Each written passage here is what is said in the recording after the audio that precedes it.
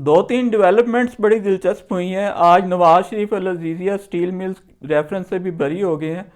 Islamabad high court ने एहतसाब अदालत की सज़ा का अलअदम करार दे दी है और ये एक्सपेक्टेड भी था। रियासत मियाँ साहब के सामने लेट चुकी है। बुनियादी तौर पर नवाज शरीफ को वापस लाने वाली इस्टेब्लिशमेंट जो इमरान खान से इंतकाम की आग में पागल हो रही है, वो नवाज शरीफ के सामने लेट गई है।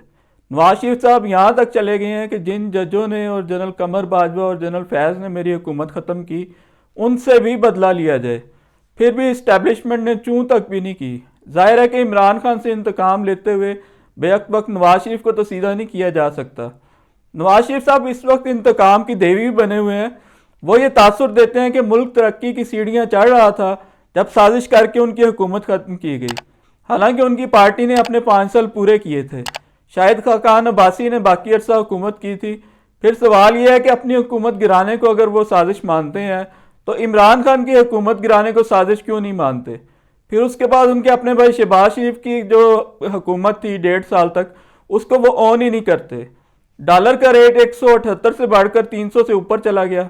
पाकिस्तान के कर्जे 12,000 अरब रुपए बढ़ गए। तेल 174 रुपये से बढ़ के 284 रुपये हो गया।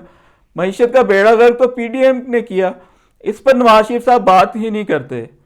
भारतीय सुप्रीम कोर्ट ने कश्मीर की खसूसी हैसियत खत्म करके उसे भारत में जम करने को दुरुस्त करार दे दिया है।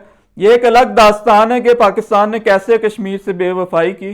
भारत ने जब ये इकदाम किया तो गालबन उसे यकीन दिलाया जा चुका था कि पाकिस्तान कोई हंगामा नहीं उठाएगा, और ऐसा ही हुआ।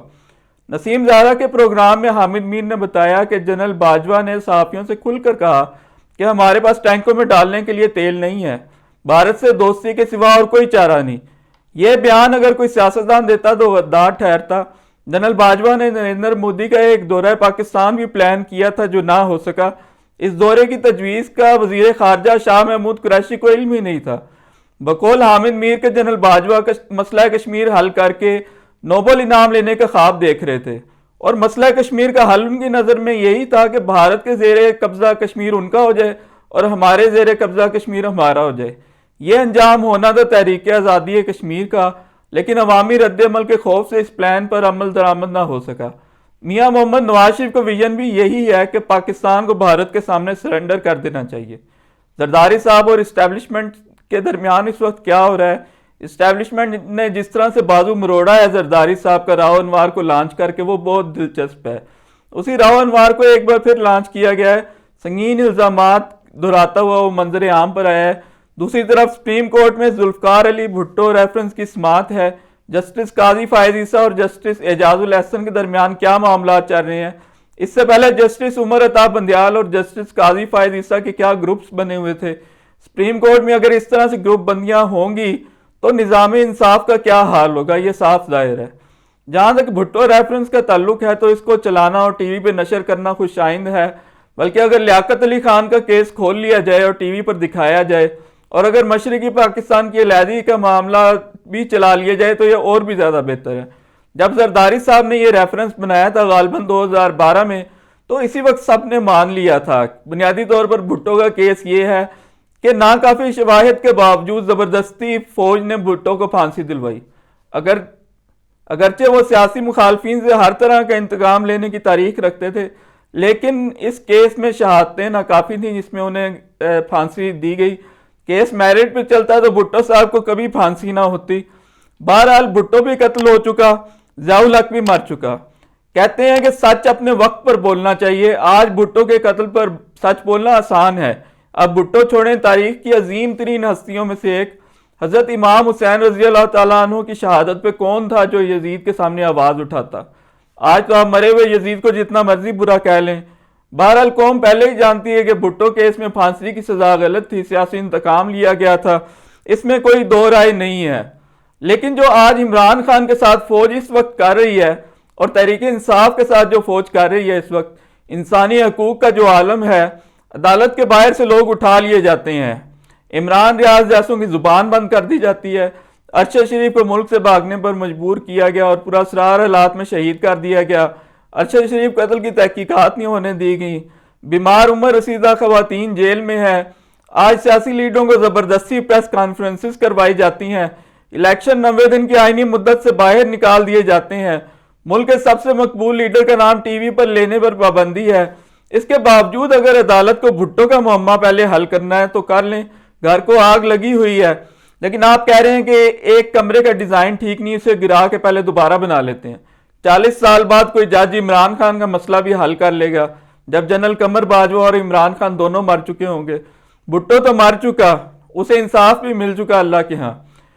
पहले आप मुल्क में इंसानी और सियासी हकूक की पामाली तो हल कर लें। भुट्टो और ज़िया उल हक अपनी कब्रों से निकल कर तो कहीं नहीं जा सकते। क्या ये कोई अंधेर नगरी है जिसमें एक सहाफ़ी अगवा कर लिया जाए, वापस आए तो जुबान लुकनत ज़दा हो, और इस पर शुक्र अदा किया जा रहा हो कि वो वापस तो आ गया ना, मार तो नहीं दिया गया।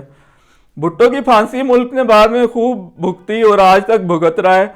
बेनज़ीर 2 दफ़ा इसी फांसी के नतीजे में वज़ीर आज़म बनी। नतीजा यह निकलता है कि भुट्टो को फांसी देकर भी सियासत से निकाला ना जा सका, लेकिन इस्टेब्लिशमेंट का एक शौक था जो उसने पूरा किया और उसने अपना तजर्बा कर लिया।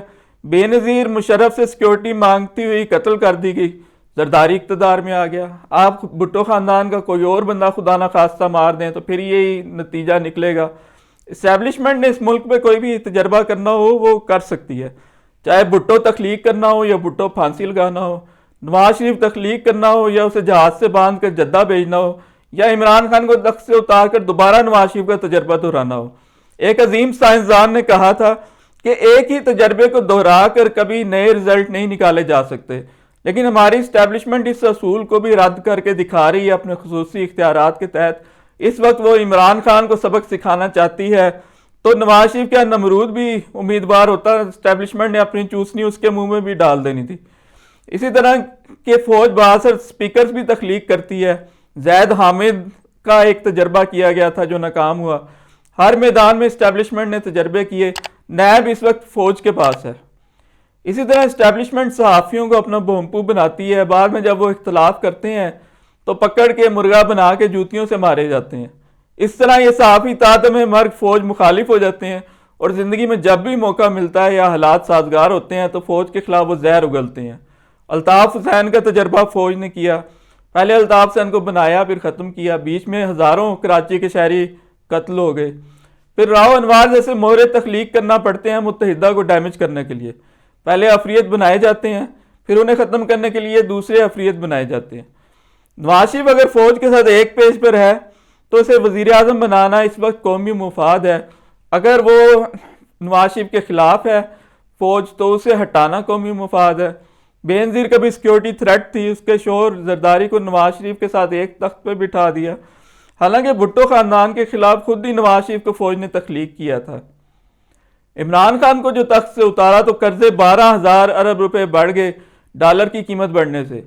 पेट्रोल की कीमत 160 थी, आज 281 है। पेट्रोल महंगा होने से मुल्क की मईशत तबाह हो गई।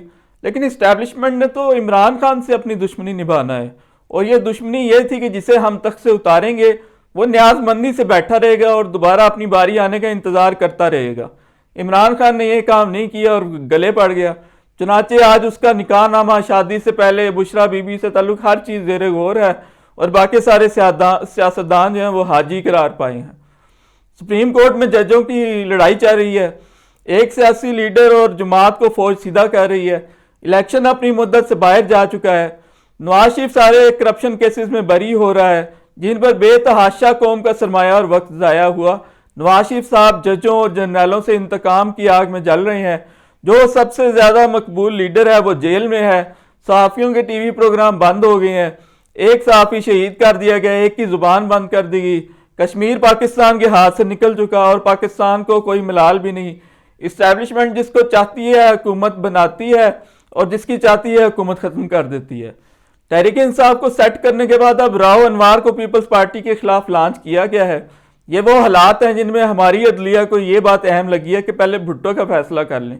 यह ना हो कि भुट्टो और ज़िया उल हक अपनी कब्रों से फरार हो जाएं। इससे पहले प्रैक्टिस एंड प्रोसीजर एक्ट कौम को दिखाया गया।